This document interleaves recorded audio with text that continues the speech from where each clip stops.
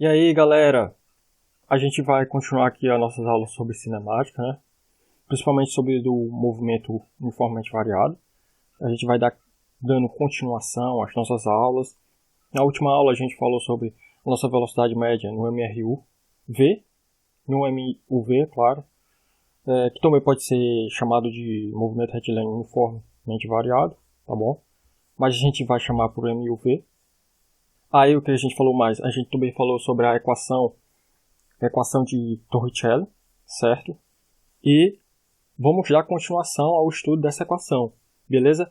Hoje a gente vai estudar o sinal dessa equação e vamos fazer alguns exercícios para a gente poder fixar cada vez mais essa ideia e vocês estarem cada vez mais preparados ainda no dia do Enem, beleza? Que também é um dos nossos pontos principais, preparar vocês para esse dia. Então, chega dessa discussão, ok? E vamos começar a nossa aula. Discussão dos sinais da velocidade no MUV, beleza? A equação de Torricelli. Como a gente pode ver aqui, quando a gente tira a raiz, aí encontramos dois valores possíveis para a velocidade, beleza? Mas a gente chega à conclusão de qual é o valor correto, qual é o valor que eu devo assumir na hora de fazer meus cálculos. Se é positivo, se o valor é positivo, se é negativo, tá certo? Então, para exemplificar um pouco, a gente vai utilizar aqui um exemplo, certo? Que a gente tem uma partícula que ela sai aqui do nosso ponto A e ela vai percorrer essa trajetória aqui, essa variação de espaço, tudo bem? Que a gente vai do ponto A até o ponto B, então vai ter uma variação de espaço. Ela vai percorrer então esse caminho no sentido, claro, positivo da trajetória da partícula. Ela vai ter então a velocidade em cada instante de tempo, a gente vai exemplificar por V, e a nossa aceleração, que a gente sabe do MUV, essa aceleração é constante no tempo. Daqui a gente tira o seguinte, uma velocidade, como a gente pode calcular pela equação de Torricelli, né? Já que a gente não tem o tempo, a gente tendo a variação de espaço, a velocidade e a aceleração, a gente pode utilizar a equação de Torricelli para calcular a velocidade. Ok, mas qual velocidade eu vou utilizar aqui? Se é a positiva ou a negativa? Aqui a gente pode deduzir que é a positiva, mas como isso? Ora, a partícula está indo no sentido positivo da nossa trajetória. Então, claramente a nossa velocidade vai ser positiva. Mesmo se tivesse uma aceleração retardando o movimento, a velocidade aqui está no sentido positivo, né? Porque a partícula está indo no sentido positivo da trajetória. Então, a nossa velocidade, em um certo tempo, ela vai ser positiva, sim. Então, claramente o valor correto para a velocidade seria uma velocidade positiva. Ok? Respondendo então a nossa pergunta, qual o valor correto para a velocidade nesse exemplo? E se nós estivéssemos no sentido contrário, ok? O que aconteceria? Aqui, se a gente está percorrendo no sentido contrário do sentido positivo da trajetória, que a gente adotou aqui, a gente vai deduzir que vai ser uma velocidade negativa. Beleza? O valor, então, correto que você tiraria da equação de Torricelli seria um valor onde a equação retorna um valor negativo, porque a partícula, claramente, aqui pela a figurinha, né, que a gente tem, a velocidade está no sentido contrário ao sentido positivo da trajetória. Quando isso acontece, nós temos um retorno da velocidade negativa. Mas o módulo sempre é positivo, beleza? O módulo é positivo. Aqui no caso a gente está falando só da velocidade, não está falando do módulo dela.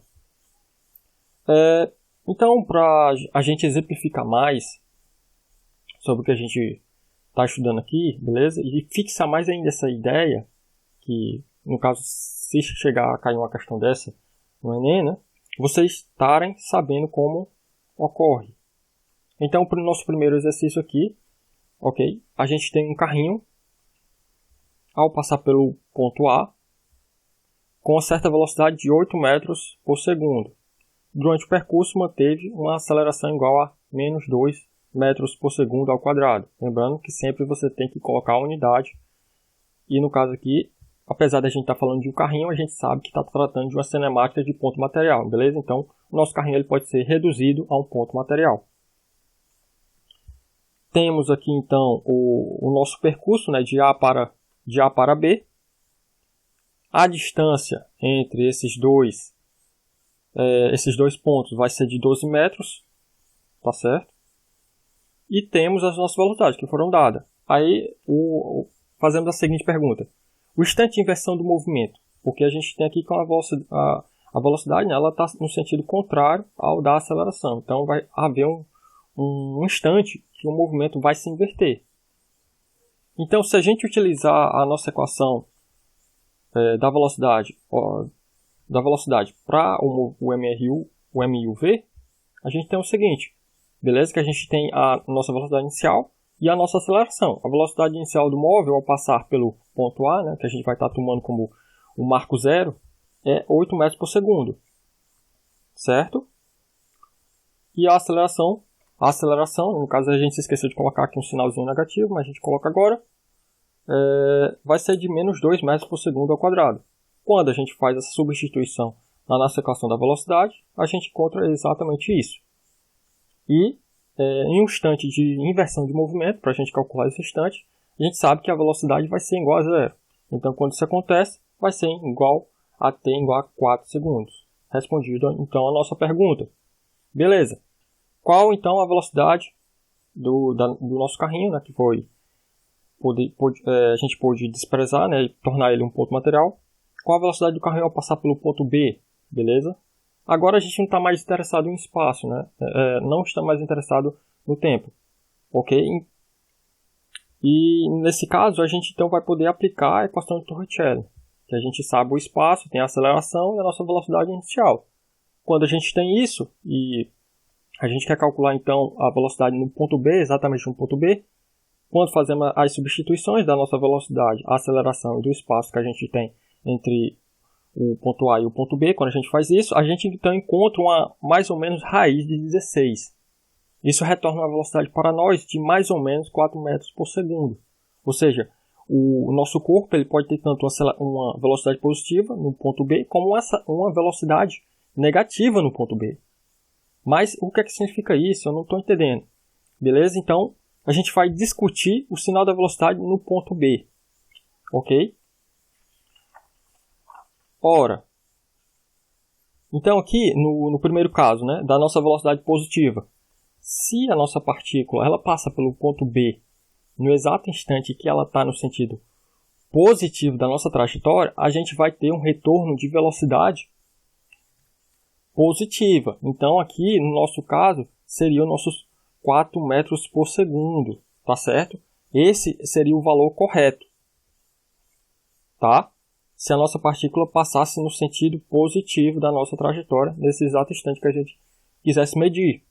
Mas aí, se ela tivesse no sentido contrário, aí a gente teria que assumir o valor negativo para a nossa velocidade, já que ela não está no sentido positivo. O valor correto, então, seria o valor negativo. Ok? Só lembrando isso, então, se ela está no sentido positivo da trajetória, velocidade positiva. Se ela está no sentido negativo da trajetória, velocidade negativa. Ok? Então, aqui hoje a gente termina a nossa aula sobre essa discussão, beleza? Para ficar mais fixado ainda essa ideia. Se você gostou do vídeo, curta o canal, se inscreva, né? Deixe o seu like. E então a gente termina aqui.